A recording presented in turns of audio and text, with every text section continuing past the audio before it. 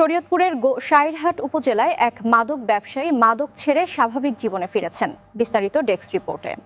শরীয়তপুরের গোসাইট উপজেলার নলমুড়ি ইউনিয়নের স্থানীয় যুবকদের সমন্বয়ে গড়ে ওঠা একটি মাদক বিরোধী টিমের উদ্যোগে এক মাদক ব্যবসায়ী মাদকের পথ ছেড়ে স্বাভাবিক জীবনে ফেরার অঙ্গীকার করেছেন। সোমবার ৪ মে সন্ধ্যার পর এই ব্যতিক্রমী উদ্যোগটি স্থানীয় এলাকায় ব্যাপক প্রশংসা কুড়িয়েছে। স্থানীয় সূত্রে জানা যায়, নলমুড়ি ইউনিয়নের ২ নং ওয়ার্ডের বাসিন্দা মোশাররফ সর্দার দীর্ঘদিন ধরে মাদক ব্যবসার সঙ্গে জড়িত ছিলেন।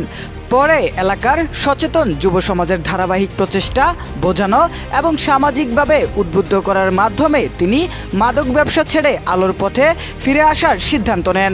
এ সময় যুবকদের পক্ষ থেকে মাদককে না বলি সুন্দর জীবন গড়ি স্লোগান তুলে মাদকাসক্তি ও মাদক ব্যবসার বিরুদ্ধে সামাজিক আন্দোলন জোরদারের আহ্বান জানানো হয়। তারা বলেন, মাদক শুধু একজন ব্যক্তিকেই নয়, একটি পরিবার, সমাজ এবং ভবিষ্যৎ প্রজন্মকেও ধ্বংসের দিকে ঠেলে দেয়। তাই মাদকের বিরুদ্ধে সবাইকে ঐক্যবদ্ধভাবে কাজ করতে হবে।